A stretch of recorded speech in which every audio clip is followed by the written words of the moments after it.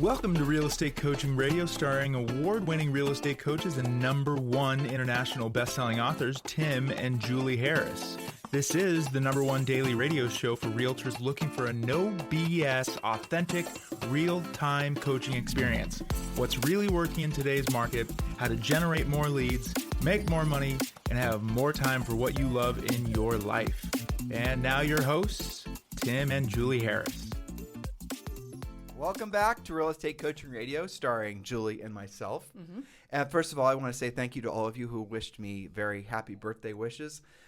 We sincerely appreciate it. Julie's birthday is this Saturday, so what we have a tendency to do is, since Julie's is on the 12th and mine is on the 9th, we celebrate on Julie's birthday. But for all of you who did take the time and send me little personal notes everywhere, thank you. It was a lot to keep up with, and if I, for some reason, did not acknowledge your very kind birthday wishes, please do not think it was intentional. I will find it eventually, and I will say thank you personally. Yes. That is my goal. But it might take me the next 3 or 4, months.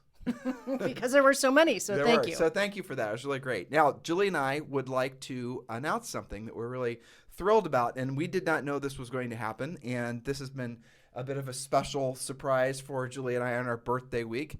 So Real Estate Coaching, I wrote this, so Real Estate Coaching Radio is now 26 in the entire United States in the education category. And just to put in reference, it's believed that there's 2 million podcasts globally. So we're now 26 in the entire United States with over 5,000 shows. Actually, we need to figure out how many. Yeah. I mean, on iTunes, there's 2,000, but I know on our old, there's probably... We add them together. Yeah, there's at least 5,000. We've been doing this, like people will say seasons.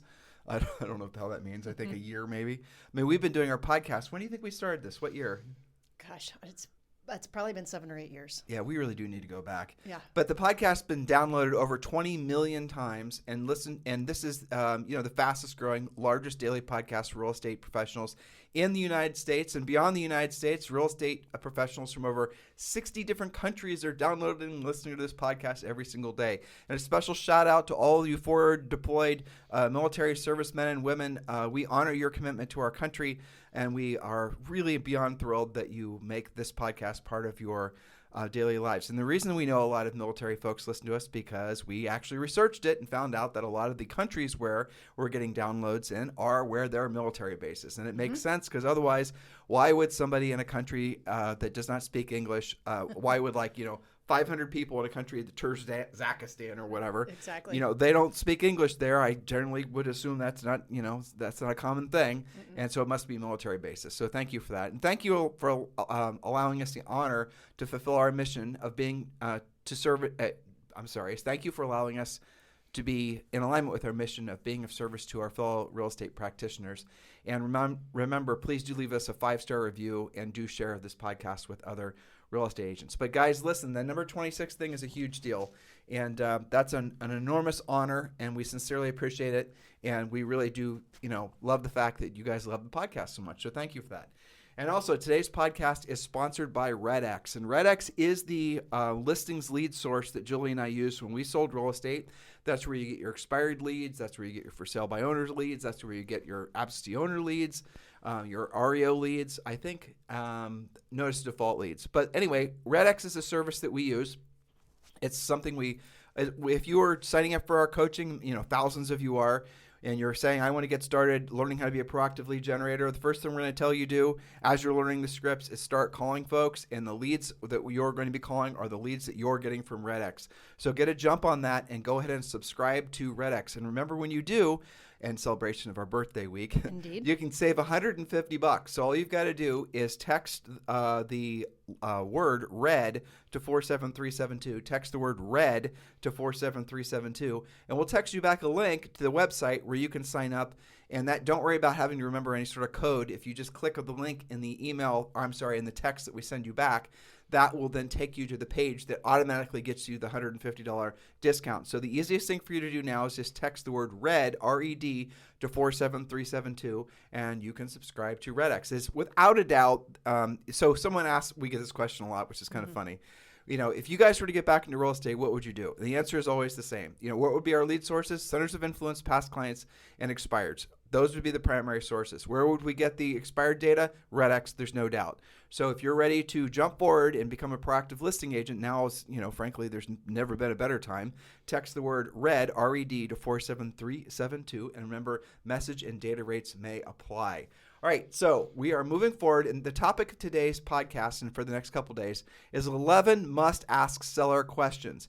Now, this is an overview of the questions that we teach you guys to use when you're pre-qualifying listing appointments, but this will definitely get your gears spinning so that you don't make a mistake like David Doughty. Now, Indeed. we received this email the other day, and I asked his permission if we could read it. I did not edit it, so I'm going to have Julie read it now. And it doesn't directly relate to today's topic, but I think it sort of will get your mind realizing the importance of paying attention to all the little details that you are hopefully learning from our coaching program, or at least from this podcast. Yes, indeed. So this podcast miniseries, again, was partially inspired by David's email that starts like this. Tim, this is just a quick note to say thank you. I've been listening to Real Estate Coaching Radio, that's this podcast, of course, for about a year and a Premier Coaching member for almost that long. I went on a listing appointment Sunday night and nailed it thanks to you and Julie. The sellers agreed to let me list the home, but as I was leaving, Mrs. Seller said, I guess tomorrow I'll have to call our old realtor and let her know we're going to work with you. It was awkward. I should have offered to make that call for her. You just mentioned that scenario on the podcast last week even, but I dropped the ball and didn't offer. The seller called me the next morning to let me know that the past agent, quote, took it hard and that they just had to use her because they're such good friends. I lost the listing because I didn't act. In the past, I would have wondered what I could have done differently. Now, thanks to you and Julie, I immediately knew exactly what I should have done, and I will never make that same mistake again. So thank you. Here's to the next one. God bless, from David Doughty. So a wise man learns from, or woman, right? A wise man or woman learns from his mistakes. A brilliant man or woman learns from the mistakes of others. So I'm hoping, and David is hoping as well, that you guys learn from the mistake that he made, not following all the processes, not following all the steps. David's a coaching client. David's obviously doing exceptionally well. He's well on his way to becoming a very proactive lead-generating listing machine, but he skipped a step, and that cost him a listing, and I'm guessing in his marketplace it's going to cost him at least 12 or 15 grand. That is an expensive mistake, and hopefully the pain of losing that potential revenue will be enough that he will never make that mistake again. And this is the importance of when you are serious about your real estate careers, that you follow a proven path. You do not wing it. You do not skip steps. You do not do your own thing. And, Julie and I are doing this kettlebells thing we talked about, and we're putting pictures of us doing kettlebells, which I'm bemused by the fact that all of you are so amused that Julie and I are going through such pain and suffering every morning. Yeah, enjoy our pain, guys. I appreciate the fact that you guys appreciate the fact that we're doing what we don't want to do, and we don't want to do it at the highest level. But that is available to you to see our pain and suffering over on Instagram. It's at Tim and Julie Harris. Instagram, obviously, Instagram.com/Tim and Julie Harris if you want to follow us. But here's what I'm hoping you'll learn if you watch the kettlebell workout. What we're learning is, first of all, we had never taken a proper kettlebell class before, and we were doing kettlebells pretty much completely wrong. Well, not completely wrong. We were swinging them, but we were swinging them to the point where we could have hurt ourselves. And so now by hiring a professional coach, he's taken us and we're learning the little tiny micro steps. And now Julie and I are progressing really quickly able to do things that maybe even a month ago we wouldn't have been able to do. It's pretty miraculous when you are seeing the compounding effects of actually having taken the right steps in the right order, and that is what David is now learned, and hopefully you will all learn from David. So David, thank you for that email. And if you guys ever want to share your experiences of your real estate, life or personal, really, you can always email us at tim@timandjulieharris.com. That is my real email. It's not filtered. It goes right to me. Or, of course, you can text me directly at 512-758-0206, 512-758-0206. So today's show is part 1 of 11 must-ask seller questions. Know the answers of these critical seller questions before you go on the appointment. Julie Harris, question numero uno. That's right. Before you go on the appointment, so you don't feel like you have to tap dance. You don't get caught off guard. So point number 1, and those of you who like to take notes, this is a good time to fire that up. Point number 1, you've got to know what the seller wants, needs, or thinks it's actually worth. Pricing it right in the first place prevents future price reduction drama, or in this market, maybe even the seller wanting to go higher.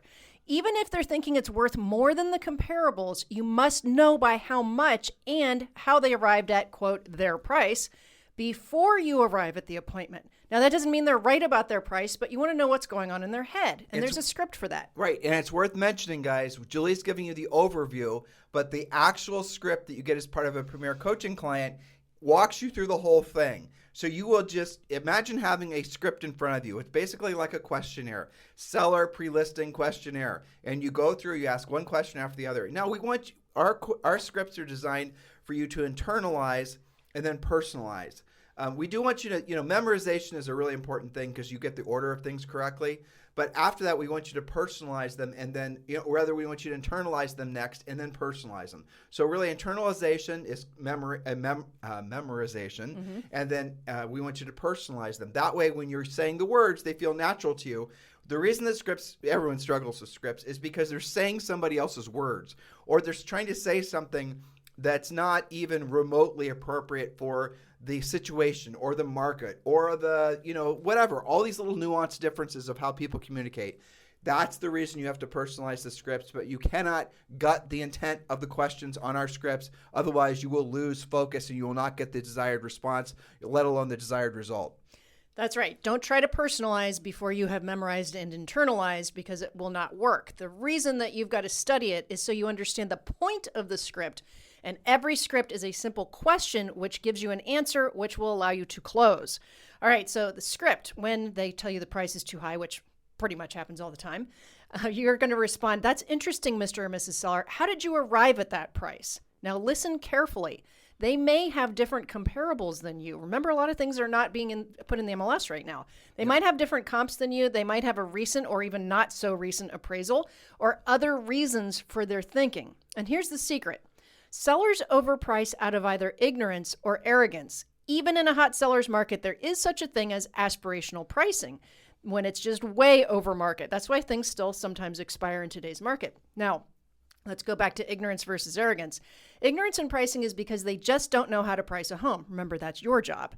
They don't know that square footage matters, the view, the condition, the different nuances, okay?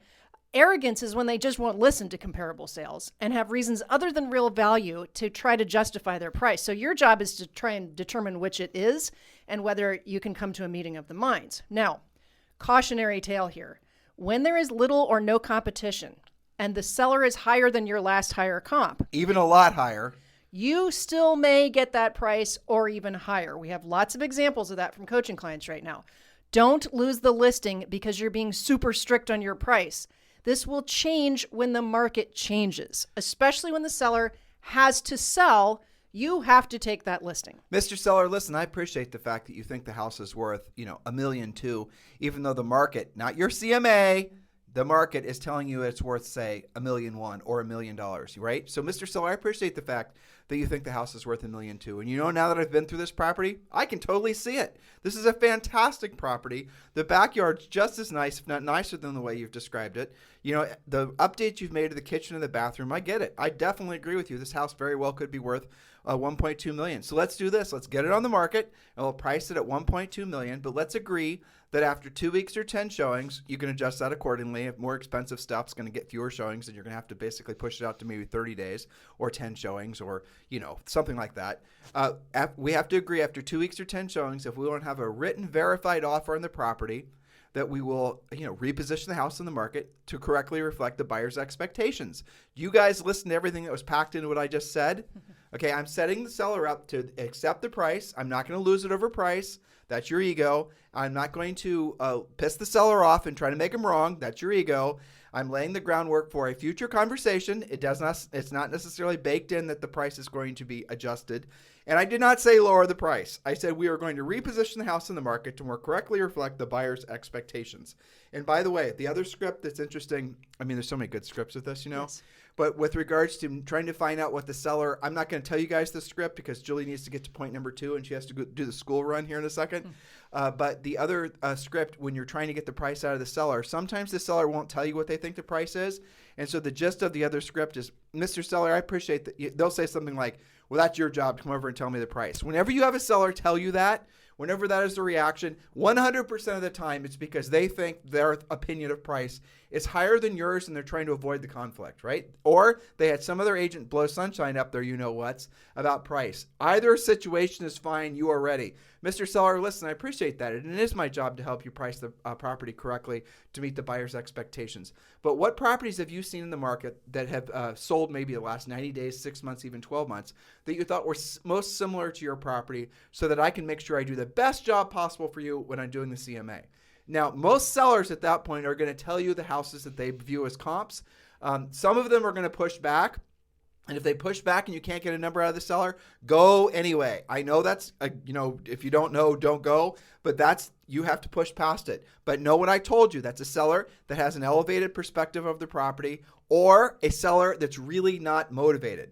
And they're just basically, that's another one of the questions in the seller pre-qualifying thing that we're going to get to in a second. Know exactly why they're selling.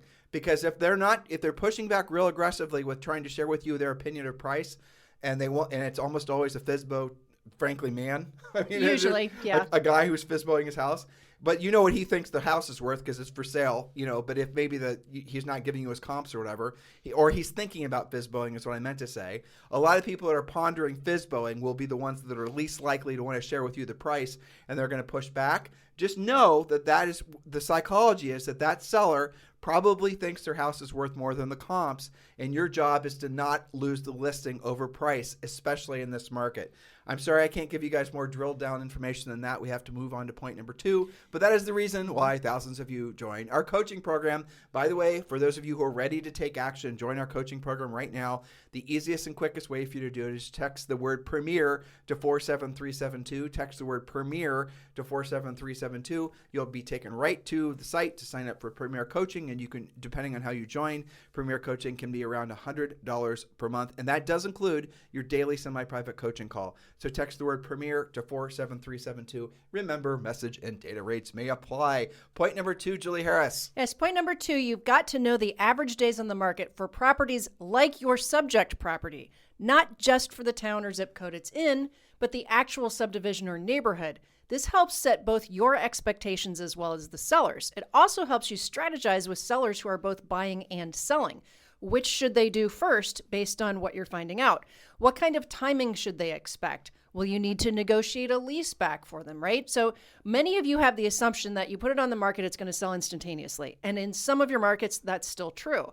But let's say you take something like, Austin, Texas has an average days in the market right now of 20 for the greater Austin area, right? That includes a lot of farmland too, guys. Yeah. So what if the listing you're going on is a little bit further out of Austin and it's semi-rural and it's a little bit different and it's got 2 acres? Well, something like that might have a 60-day on the market time. But you've got to know. You brought up something else, Julie. What if the seller doesn't want a fast sale? That's right. And in fact, I have a case study from one of our coaching clients who did everything textbook right, except their assumption was, because the market is speaking this way, right? Their assumption is that the seller wants a quick sale. They went out of there immediately. They didn't ask the question right out of the pre-qualification script. That was one little minor thing that they skipped.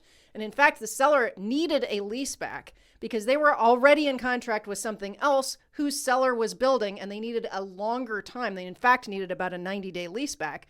And then our agent actually lost it and learned a tough lesson because they didn't ask about the motivation, the time frame, and made too much of an assumption that it was a quick sale. So you all are realizing how important it is that you follow a proven path if you want to get consistent results, because those types of questions are the ones that are costing you the listings. This skipping steps. It's not being professional. It's not using our scripts. It's thinking you can make your own script. Oh, I found a script online. I'm going to download it. I watched some YouTube coach. It's not good enough if you're serious about your real estate business. Julie, point number 3. Point number 3, know the list to sell price ratio for properties like your subject property. Again, this sets expectations. Are homes selling for 100% of list price, 105, going 5% over, or only 95% of list price? Is this a neighborhood where you can expect to get well over list, or is there enough competition that you'll have to negotiate? It does vary. So even though your assumption is things are going generally for at list or over, in every area, there are anomalies to that. Even, let's say you've got condos and you didn't look at the fact that if you're a middle unit, it takes longer than the end units, which sell right away. So you might adjust your expectations for something like that. certain floor plans in markets like split levels, bi levels, they might have a different profile than a 2-story. You've got to really drill down so that you can set those expectations. If you're one of our amazing clients in Manhattan or the densely populated areas of these, LA or something, buildings, one building next to another building, they'll all have their own little ratios. There's all little nuanced differences. By the way, all these little sort of annoying, endless nuanced differences are the reason that the technology companies will never be able to replace agents. That's another question I always get at the beginning of the year. Do you think somehow there's going to be some sort of Z estimate, AI robot agent that's going to somehow take over the industry? Hell to the no, that'll never happen, because people want to use a professional when they're making any kind of really, I think heady decision. Yes. And number two, there's too many nuanced differences in the industry. Now, where there will be a difference are the agents that are actually professional versus the ones that are amateur, the ones that know what questions to ask, the ones that actually know the market. If you're going to succeed at the highest levels, considering the amount of agents that are getting licensed right now, which means there will be more competition for you to, everybody is going to have a real estate license, it would seem. The numbers of people getting licenses have a tendency to increase during economic uncertainty because people look for the proverbial side hustle, or they don't have high level of confidence in what they're doing now, whatever. And they want, how about this? They went and figure out a way to keep up with inflation. People get real estate licenses for all those types of reasons. So bottom line, you better learn to be a professional, or you're probably not going to be in this business for long. Stone cold truth. Most of you will fail within 24 months of getting your license. Now, a lot of you listening are seasoned, grizzled veterans, and you've moved past 24 months. Well, guess what? There's another little, a junction point ahead. At 5 years, that's where the biggest bulk of agents will also fail. And here's another little interesting statistic. Something like 95% of all real estate transactions that happen in 5 years from today are being conducted by agents, or rather humans, that do not yet have real estate licenses. The moral of the story is the industry has massive turnover, but the winners win huge. In this industry, you have people that are sort of, they're not really professional. They sort of are buying leads and Instagramming and TikToking and trying to figure out why they're not making any money. And then you have the ones that are serious about the business. The serious about the business percent is less than 10%. Those are the people willing to do the real work of real estate. Some of you are discovering that you are not in that 10% group and you want to be in the 10% group. Obviously, consider joining our coaching program. Those of you in the 10% group, I will warn you, just because you're there doesn't mean you will stay there. You're going to have to get your skills better. You're going to have to make sure you're not being complacent, and you are being complacent. Everybody gets complacent. Being successful is one of the greatest early warning signs of future strife, because of the fact that you get complacent and you think you've made it and you stop doing what you don't want to do when you don't want to do it at the highest level. So take all these things into consideration. And guys, sincere thanks for keeping this the #1 listened to daily podcast for real estate professionals in at least the United States. Now I have a pop quiz. Pop quiz. Please choose one. You are, #1, ready to join eXp Realty. #2, you're interested in eXp Realty, but you need more information. #3, you're not interested in eXp Realty. Well, if you answered #1, congratulations. You're about to join the fastest growing real estate company in the world. And of course, Julie and I would love to be your sponsors at eXp Realty. And if you'd like to move forward with us today and partner with us at eXp Realty, please text me directly at 512-758-0206. If you answered 2, please watch the videos, and I'll tell you how to watch the videos. Just text the letters or the word EXP to 47372. Text the word EXP to 47372 and learn more about EXP. And if you answered #3, no worries. You'll want to check out, you'll want to still text EXP to 47372 anyway, just so you can get some information on what you might be letting get by you. One of the biggest blessings that we've seen in the industry in almost 30 years that Julie and I have been in the real estate business is the fact that eXp Realty is able to create so many pathways to financial independence for so many agents that didn't exist before. This is the 8th greatest wonder of the world, and it's just for people with real estate licenses. We'd love to talk with you about joining us at eXp. If you're ready, text me directly, 512-758-0206. Or obviously, if you're just wanting more information, just text the letters EXP to 47372. And remember, message and data rates may apply.